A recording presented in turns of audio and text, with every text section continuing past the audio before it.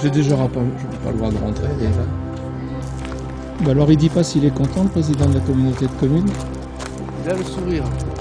On dirait pas. Ah si, bon ça va. Il faut traquer.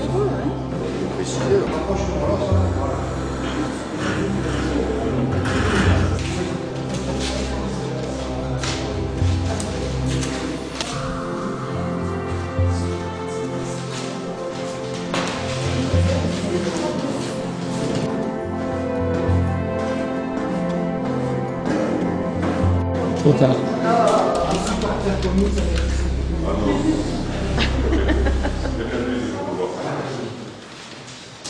Je vais vous donner les résultats parce qu'il est tard, c'est 19h15.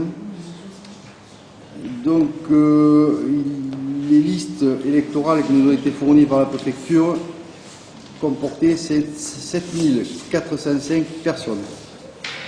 Nous avons eu des enveloppes retournées pour une PAI, une personne décédée ou des adresses mal indiquées, ce qui fait que nous avons 7012 électeurs qui ont reçu l'enquête dans leur boîte aux lettres. C'est ce qui constitue la base de l'enquête. Sur ces 7012 électeurs, il y a eu 3420 qui ont répondu, dont le taux de réponse à l'enquête est de 48,77%. Au niveau de l'analyse de ce chiffre, ce que je dirais simplement, c'est que pour ce genre d'enquête exhaustive faite par courrier, les professionnels en communication nous disent que dans les meilleurs des cas, on arrive à 20-25% de taux de réponse. Ce qui veut dire que les gens ont montré tout leur intérêt pour cette consultation, que contrairement à ce que certains pensent, ils sont loin de se désintéresser de ce qui se passe en matière de recomposition des territoires. Ce taux est plus élevé que le taux de participation en France aux dernières cantonales cette année. Il est plus élevé que le taux de participation au premier tour aux dernières régionales. Il est plus élevé que le taux de participation aux dernières élections européennes qui était de 40%. Donc nous aurons à partir de cette enquête des résultats qui sont très fiables, très clairs sur ce que pense la population.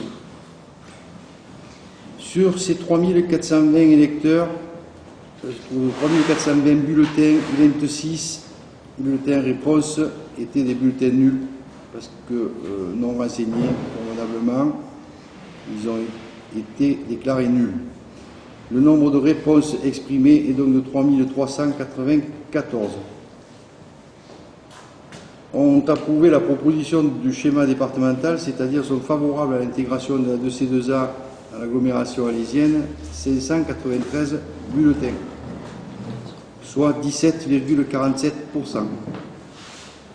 Ont exprimé leur désapprobation de la proposition préfectorale et sont donc défavorables à l'intégration de la communauté d'Anduze à l'agglomération alésienne, 2801 bulletins, soit 82,53%.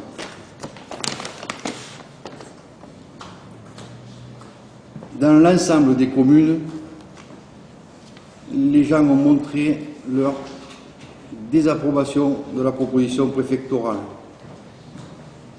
Sur la commune d'Anduze, le nombre de personnes opposées s'élève à 74,20%.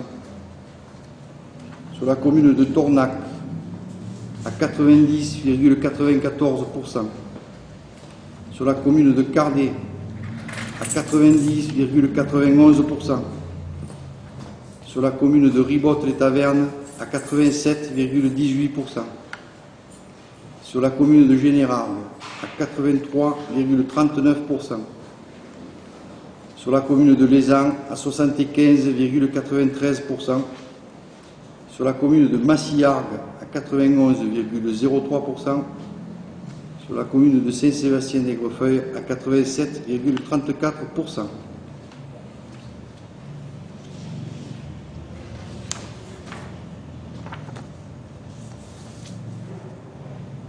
avec un taux qui s'approche des 50% de participation.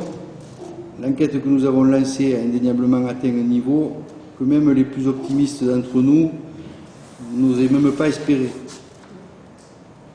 Le débat sur le devenir de nos communes et nos intercommunalités est bel et bien un sujet qui préoccupe fortement nos électeurs et qui a provoqué un éveil de la conscience citoyenne que je tiens à saluer très chaleureusement. Aujourd'hui, les habitants de la communauté de communes autour d'Anduze ont notifié clairement au préfet du Gard, au président de l'agglomération et aux élus de nos communes chargés de les représenter leur volonté de continuer sur la voie tracée par ceux qui ont créé cette communauté. Ils ont signifié haut et fort, avec une majorité de plus de 80%, leur volonté de continuer à vivre dans une communauté de communes rurales, dans une communauté de communes à taille humaine, qui œuvre au quotidien pour leur apporter des services auxquels ils sont très attachés, une communauté de communes solidaires et résolument tournée vers l'avenir.